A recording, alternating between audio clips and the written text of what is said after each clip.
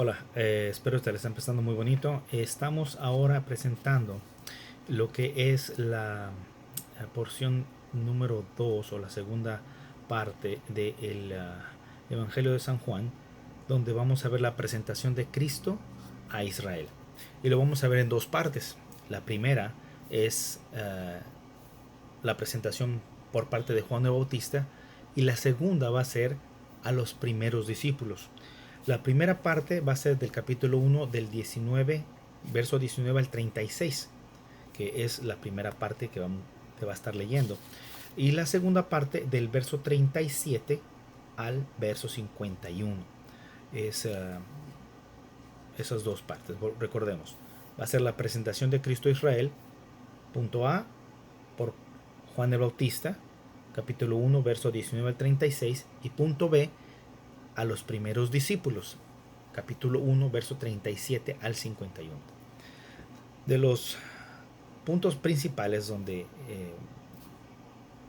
voy a estar compartiendo con ustedes es donde Juan el Bautista declara o da testimonio Juan el Bautista que él no es el Cristo.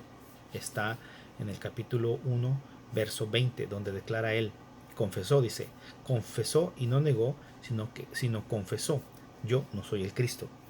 Y luego en el verso 23, donde dice, dijo, yo soy la voz del que clama en el desierto, enderezar el camino del Señor, como dijo el profeta Isaías. Eso lo encontramos en Isaías 40, verso 3. Más adelante también hay otro punto interesante, que a mí me pareció interesante. Lo puse en highlight, porque la ciudad de Betáraba, que está al otro lado del Jordán, es donde Juan estaba bautizando. Y ahí es precisamente donde me imagino yo también, no tan solo me imagino, sino que vemos en otros evangelios y vemos en el mismo evangelio, que Jesús fue y se bautizó, que obviamente se llama, se dice que es el tal río, Jordán, si no me equivoco, ¿no? En el Jordán. Y vamos a ver. Después vemos también la presentación de Cristo a Israel por medio de Juan el Bautista, donde está en el verso 29, uh, donde Jesús se acerca a Juan el Bautista y Juan el Bautista hace la declaración, he aquí el Cordero de Dios que quita el pecado del mundo. Esa declaración no era nueva para los judíos en ese momento, sino que era una declaración que era muy familiar, puesto que en Éxodo capítulo 12, verso 3 al 17, donde se habla de la Pascua, era lo que se recordaba en las fiestas de los judíos. Y luego en Isaías capítulo 53, verso 7, se habla mucho de la crucifixión de Jesucristo, donde se compara a Jesús con el Cordero, ¿verdad? De ahí es un recordatorio de lo que Jesús iba a hacer, que se venía profetizando desde antes. En este punto, también otra cosa interesante, donde Juan el Bautista dice, y yo no le conocía, pero el que me envió a bautizar con agua, aquel me dijo, sobre quien veas descender el Espíritu y que permanezca sobre él, es una señal, ese es el que bautiza con el Espíritu Santo. Y más adelante, también en varios versículos, como en Mateo 3:11, en Marcos 1:8 y en Lucas 3:16, acerca de bautizar con, bautizar por o bautizar en el Espíritu, ¿verdad? En Lucas 3:16 me llamó la atención que ahí no solamente dice bautizar con el Espíritu, sino dice bautizar con el Espíritu y fuego, o en el Espíritu y fuego también, ¿ah? Como reseña interesante. Ahora, en el punto B, donde dijimos que estamos hablando de los primeros discípulos, vemos a unos discípulos de Juan el Bautista, donde ellos mismos, después de haber oído a Juan decir, he aquí el Cordero de Dios, dice en el verso 36, capítulo 1, verso 36, dice, y mirando a Jesús que andaba por allí, dijo, he aquí el Cordero de Dios. Y obviamente después lo que pasa es que dice, y le oyeron hablar los discípulos y le siguieron. Los discípulos de Juan el Bautista siguieron a Jesús. Y volviéndose a Jesús, les pregunta qué buscaban. Dice, ¿qué buscáis? Ellos le dijeron, Rabí, que traducido es maestro, ¿dónde moras? Y ya le dijo, aquí ven y venid y ved. Fueron, etcétera, etcétera, etcétera. Y le dijo, ¿dónde vieron moraba? Que se quedaba en aquel día porque era como la hora décima. Entonces dice, Andrés, que es uno de los primeros discípulos, Andrés, hermano de Simón Pedro, era uno de los dos que habían oído a Juan el Bautista, y habían seguido a Jesús. Ahora, Andrés fue y le dijo a su hermano Pedro.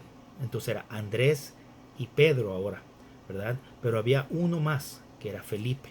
Más adelante vemos el llamado de Felipe y de Natanael, ¿verdad? Los dos tienen su llamado al mismo tiempo. Es como se les presenta a Jesucristo, ¿verdad? Se les presenta a Jesucristo a los primeros discípulos, según el Evangelio de San Juan. Una de las cosas que me llama mucho la atención en el capítulo 1, verso 43, 44, donde Felipe era de Bethsaida, la ciudad de Andrés y Pedro. Felipe halló a Natanael. Ahí están los 4 nombres de las personas, ¿verdad? Los 4 nombres de los discípulos. A Natanael, cuando se le dice de Nazaret, cuando se le comenta a Natanael de quién es Jesús y de dónde venía, es donde se hace la pregunta, ¿de Nazaret puede salir algo bueno? Pues fíjense, yo les puedo comentar que de donde yo soy, pues realmente nadie hubiera pensado que saliera nada bueno. Sin embargo, aquí estamos siguiendo al Señor, y de donde usted sea, créame que también de ahí se puede salir algo bueno, y usted es el ejemplo de ello. Más adelante, casi al final del capítulo 1, donde dice, respondió Jesús y le dijo, porque te dije que te vi debajo de la higuera, ¿crees? Y esto es importante, cosas mayores que estas verás. Y obviamente al mirar cosas mayores que esas, es también una influencia para también tener esa confianza de también poder hacer esas cosas mayores. Y le dijo, de cierto te digo, o en verdad te digo, o escúchame, cada vez que oigamos de cierto, te digo, pon atención, que aquí en adelante veréis al cielo abierto y los ángeles de Dios que suben y descienden sobre el Hijo del Hombre. Esta parte de donde los cielos abiertos y los ángeles de Dios suben y descienden sobre el Hijo del Hombre se refiere a la visión que tuvo Jacob en Génesis 28:12, a donde ese lugar se le llamó Betel, casa de Dios, donde están los ángeles subiendo y bajando de la escalera que está tocando el suelo y yendo hacia el cielo. ¿Verdad? Entonces Jesús es esa escalera, Jesús se presenta como esa escalera, ¿verdad?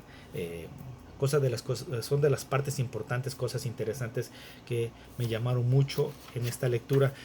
Algo sencillo, algo pues interesante de conocer. Las porciones bíblicas les recomiendo que las lean. Ahí se las puse en la página, espero que la hayan podido ver. Lean las porciones bíblicas porque es una base que ustedes tendrán para también como reseña y también como trasfondo de lo que se va a estar hablando. Que Dios me los guarde y me los bendiga. Muchas gracias. Hasta luego.